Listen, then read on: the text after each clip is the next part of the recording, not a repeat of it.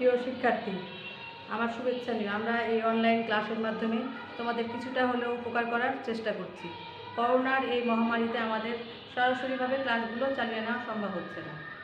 আমি মোসাম্মদ নিহারিকা সুলতানা, প্রভাষক হিসাব বিজ্ঞান, বীর চলন শহীদ শামসুজ্জোহা সরকারি কলেজ, গুরুদাসপুর, নাটোর।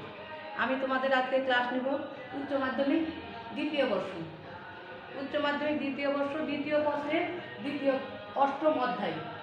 আলোচ্য বিষয় হচ্ছে মজুদ পণ্যের হিসাব রক্ষণ পদ্ধতি বা মজুদ পণ্যের হিসাব রক্ষণ পদ্ধতি হচ্ছে ইনভেন্টরি সিস্টেম, যেটা আমরা গত ক্লাসে আলোচনা করেছিলাম। ইনভেন্টরি সিস্টেম, মজুদ পণ্যটা কি?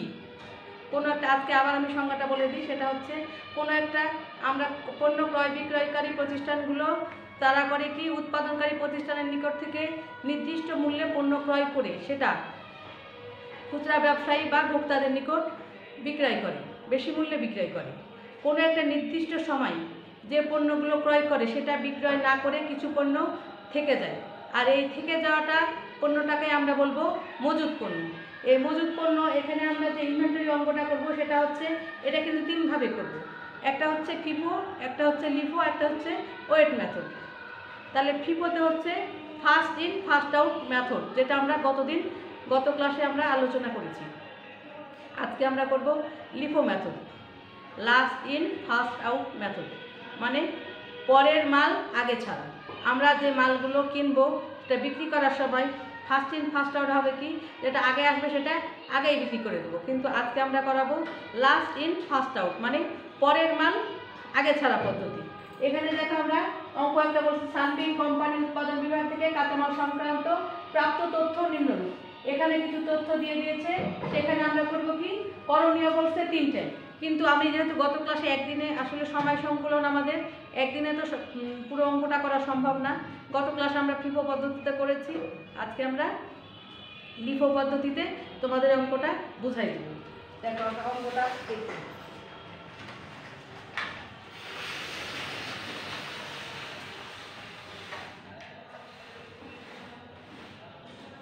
এখানে দেখো আমাদের লিফো পদ্ধতিতে last in first out method. এখানে আমাদের প্রথমে বলছে কি, দেখো আমাদের প্রথমে 1 তারিখে বলছে প্রারম্ভিক যে 275 কেজি, প্রতি কেজি হচ্ছে 20 টাকা দরে। তাহলে আমরা যখন করবো এখানে প্রারম্ভিক যে, জানুয়ারির 1 তারিখে হবে আমাদের প্রারম্ভিক যে।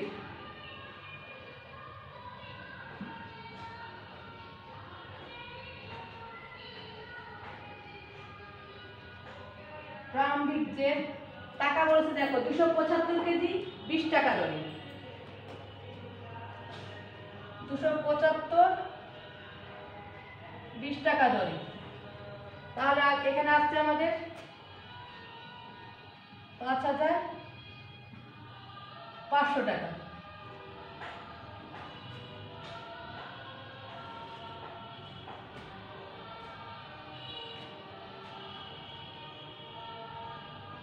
এটা আমাদের প্রারম্ভিক জের আছে, জানুয়ারি 1 তারিখে প্রারম্ভিক যে 275 কেজি আছে 20 টাকা করে।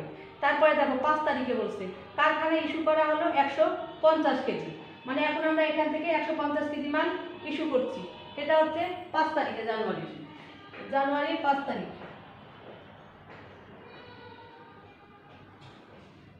ইস্যু করছি আমরা। কত মাল? 150 কেজি, মানে এখান থেকে আমরা 150 কেজি মাল ইস্যু করে দিচ্ছি। রেট ছিল হচ্ছে, আমরা কিনেছিলাম কত, 20 টাকা। তাহলে হচ্ছে এটা আমাদের 3000 টাকা। তাহলে আগের ছিল আমাদের স্টকে রাখা আছে হচ্ছে 275 20 টাকা করে 5,500 টাকা। আর আমরা নতুন এখান থেকে ইস্যু করে দিলাম, সরি এখানে হচ্ছে, এটা তো আমাদের ইস্যু হয়েছে, এখান থেকে আমাদের বাদ যাবে। তাহলে এখানে 275 থেকে আমরা 150 বাদ দিয়ে দিলাম, তাহলে আমাদের মাল থাকবে হচ্ছে 125। বুঝতে পারছো? এখানে যদি আমরা ক্রয় করতাম তাহলে এটা যোগ হতো, কিন্তু আমরা এটা ক্রয় করছি না, এটা আমরা ইস্যু করছি। ইস্যু করলে আমাদের এখানে 275 থেকে আমরা 275, এই 275 থেকে মাল দিয়ে দিচ্ছি হচ্ছে 150। তাহলে আমাদের থাকছে হচ্ছে 125।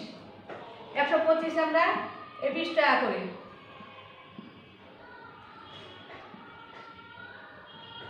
তার মানে আমাদের এখানে এখন আসতে হচ্ছে 2500 টাকা, হচ্ছে 20 টাকা করে 2500 টাকা।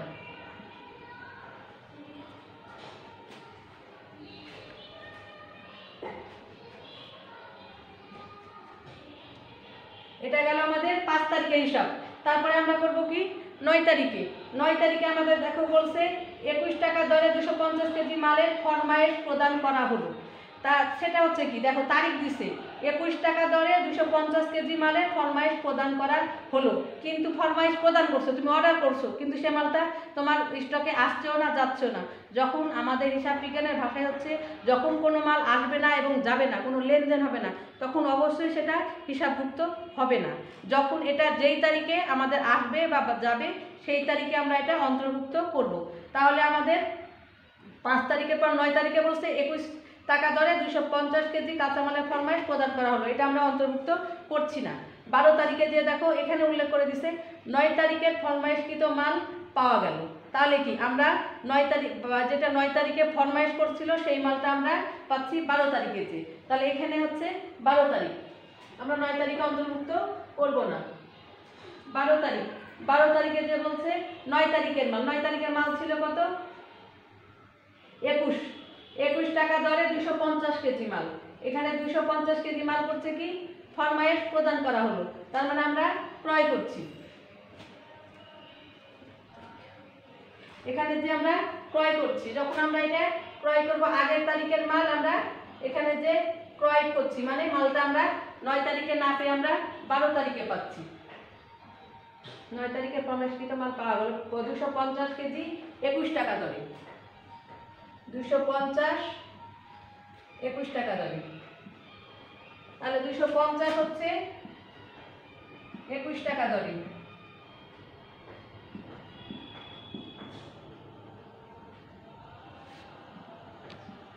আমাদের আসে 5250 টাকা।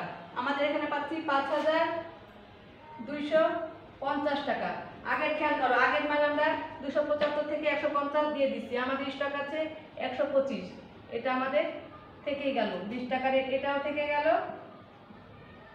এই রেটটা হচ্ছে এখানে আমাদের স্টক, এটা জমা আছে, আর নতুন এসে জমা হলো কত 250 কেজি 21 টাকা দরে 5250।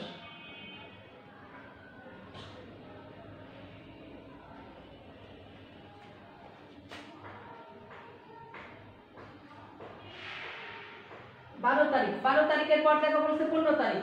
15 তারিখ বলছে কারখানা থেকে 300 কেজি মাল কাঁচামালের চাহিদাপত্র পাওয়া গেল। এখানে একইভাবে দেখো আমাদের যেভাবে 9 তারিখে, এগুলো হচ্ছে আমাদের বিভ্রান্তি করার জন্য, মানে তারিখে চাহিদাপত্র দিচ্ছে কিন্তু মালটা নিচ্ছে না বা মালটা দিচ্ছে না।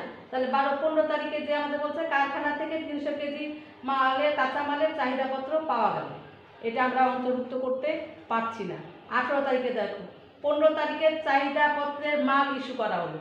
এই যে আমাদের অঙ্কগুলো খেয়াল করবা, এগুলো এটা হচ্ছে আমাদের কিন্তু অঙ্কের মার্ক প্যাচ, তুমি সোজাভাবে করে দিবা তা না, ওরা কথার মার্ক প্যাচে এখানে কিন্তু 2টা তারিখ ঘোষণা করছে। তাহলে 12 তারিখের পর 15 তারিখ বলে তুমি হিসাবটা লিখতে পারো, কিন্তু এখানে আমাদের 15 তারিখে কোনো লেনদেন হচ্ছে না। চাহিদাপত্র পাওয়া গেছে কিন্তু দিচ্ছে দেখো কত তারিখ 18 তারিখ। এবার যে আমরা করবো কি 18 তারিখ। 18 তারিখে কি বলছে 15 তারিখের চাহিদাপত্রের মাল ইস্যু করা হবে।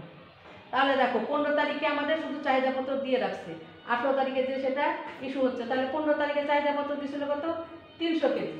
এখন দেখো 300 কেজি আমরা 18 তারিখ 300 কেজি মালের চাহিদাপত্র পাওয়া গেল 18 তারিখ।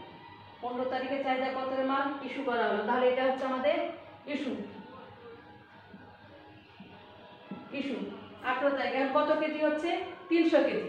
এখন দেখো আমাদের মাল আছে কত 125 আছে 20 টাকা দরে, আর 250 আছে 21 টাকা দরে, কিন্তু মাল কিন্তু এখানে চাইছে কত 300 কেজি মাল ইস্যু করছে। যখন আমরা 300 কেজি মাল ইস্যু করবো, খেয়াল করো এর আগের দিন অঙ্কে আমরা করছি কি মাল যখন যেটা দিছি তখন একটা আগেরটা ফার্স্ট ইন ফার্স্ট আউট, মানে আগের মালটা আগে ছেড়ে দিছি। আজকে আমরা করছি কি লাস্ট ইন ফার্স্ট আউট, মানে ওই অঙ্কটা পুরো উল্টো। মানে এখানে আমরা 300 কেজি মাল যখন টানবো 18 তারিখে 300 কেজি মাল টানছি, তখন লাস্ট ইন ফার্স্ট আউট, মানে এখানে আছে কত 250। তাহলে আমরা এই 250টা আগে নিয়ে নেব। 250 21 টাকা করে 5250। কিন্তু মাল ইস্যু করেছে আমাদের 300 কেজি, তাহলে আমাদের লাগবে কত আরো 50। তাহলে এটা আমরা 250 21 টাকা ধরে নিয়ে নিয়েছি। তাহলে এরপরে আমরা মাল নেব কোথা থেকে? আমরা নেব এই 125। 125 থেকে আমরা 50 নিয়ে নিলাম, টাকা হচ্ছে 20। তাহলে হচ্ছে আমাদের 1000। এখন এখানে দেখো আমরা 125 থেকে দিয়ে দিলাম 50। 125 থেকে 50 মাল চলে গেছে, তাহলে আমাদের আছে কত? 75। এই 75 যেটা আছে সেটা হচ্ছে আমরা 20 টাকা করে দেব, মানে আমাদের এখানে আসছে 1500।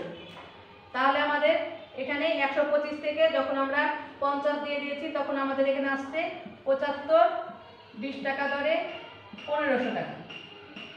তোমাদের শুধু খেয়াল করার বিষয় হলো লিফো এবং ফিফো দিচ্ছি কোথা থেকে, অঙ্কটা যাবে কোথা থেকে, আগের মাল আগে যাবে নাকি পরের মাল আগে যাবে, এইটাই খেয়াল করতে হবে।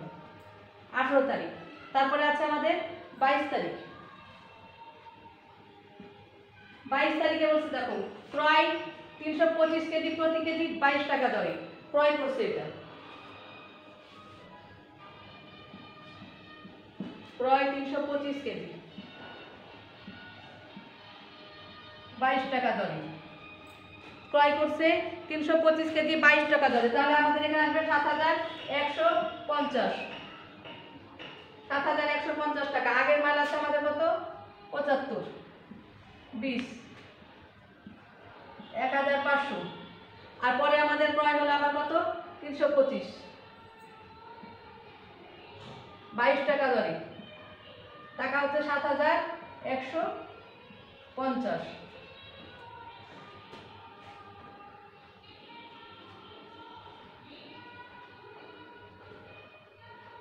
এখন দেখো এটা করলাম আমরা 22 তারিখে। এবার হচ্ছে 26 তারিখে। 26 তারিখে ইস্যু করা হলো 275 কেজি। 26 তারিখ ইস্যু করছে কত? ইস্যু করা হলো 275 কেজি। তাহলে আমরা নিব কোথা থেকে? এখানে নিব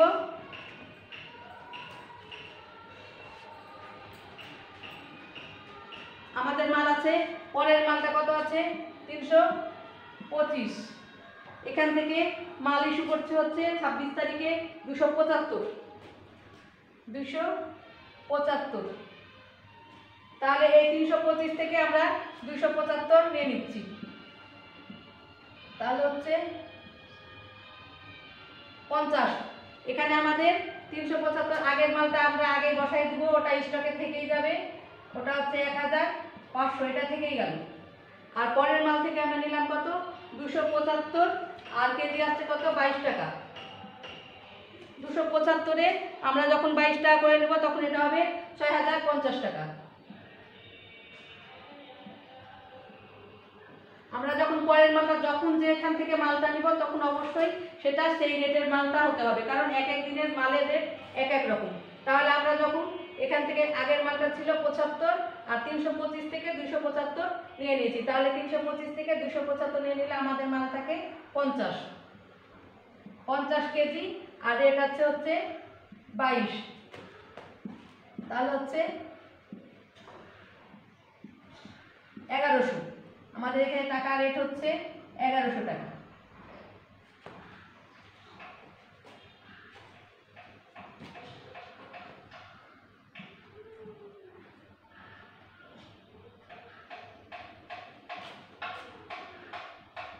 টাকা 26 তারিখে আমাদের ইস্যু করা হলো। 30 তারিখে দেখো, 30 তারিখে কিন্তু আবার ইস্যু করছে। 30 তারিখে আবার ইস্যু করছে কত?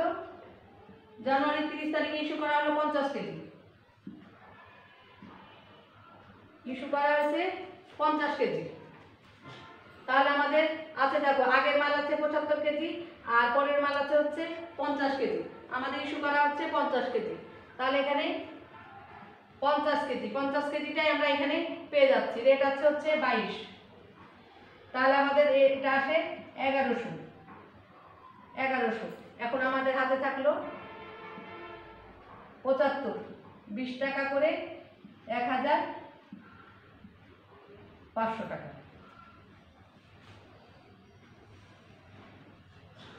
এবার খেয়াল করো, আমাদের কিন্তু পুরো অঙ্ক হয়ে গেছে। এখানে দেখো আমরা প্রথমে তোমাদের আবার বুঝাই দিই, সেটা হচ্ছে প্রারম্ভিক জেরে আমাদের অঙ্ক পরিমাণ ছিল 275 কেজি 20 টাকা দরে, এটা হলো 5500 টাকা। 5 তারিখে যে বলছে ইস্যু করা হলো 150 কেজি, আমরা এখান থেকে 150 কেজি নিয়ে নিলাম 20 টাকা রেটে, 3000 টাকা হলো। 150 কেজি যখন এখান থেকে চলে আসলো তখন থাকলো আমাদের 125 কেজি। 125 কেজি 20 টাকা করে 2500 টাকা।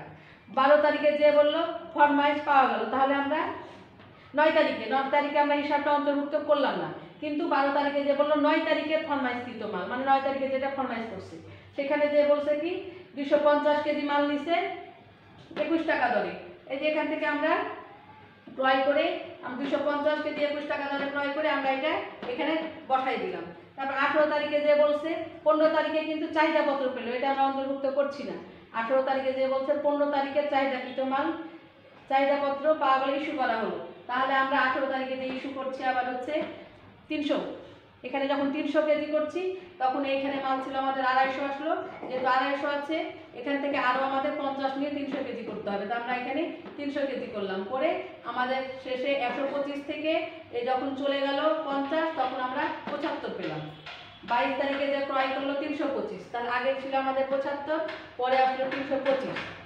তারপর 26 তারিখে যে দেখো ইস্যু করছে, তাহলে আমাদের এখানে ইস্যু করছে কত 275 কেজি, এখানে আগের আছে 75, পরের আছে 325।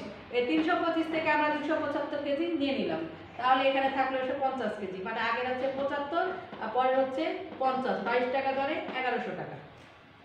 30 তারিখে যে একইভাবে ইস্যু করছে 50 কেজি, তাহলে আগের আমাদের মাল আছে একটা 75 কেজি, একটা হচ্ছে 50 কেজি, তাহলে আমরা লিখোতে যেহেতু পরেরটাই নিচ্ছি 50 কেজি মাল 22 টাকা দরে 1100 টাকা। আর এখানে আমাদের স্টকে যেটা থেকে গেল সেটা হচ্ছে 75 টাকা করে, 75 কেজি 20 টাকা করে 1500 টাকা। আশা করি তোমাদের আমি বুঝাতে পেরেছি, কারণ এখানে হচ্ছে ফার্স্ট ইন ফার্স্ট আউট এবং লাস্ট ইন ফার্স্ট আউট, ঠিক একটা আরেকটার উল্টোটা। ওটা যেমন হচ্ছে আগের মাল আগে ছাড়ো পদ্ধতি, এটা হচ্ছে পরের মাল আগে ছাড়ো পদ্ধতি। ঠিক একইভাবে আমরা এই অঙ্কগুলো করে যাব। তোমরা বাসায় প্র্যাকটিস করবে এবং অঙ্কগুলো দেখবে, সাবধানে থাকবে, সুস্থ থাকো, ভালো থাকো, ধন্যবাদ।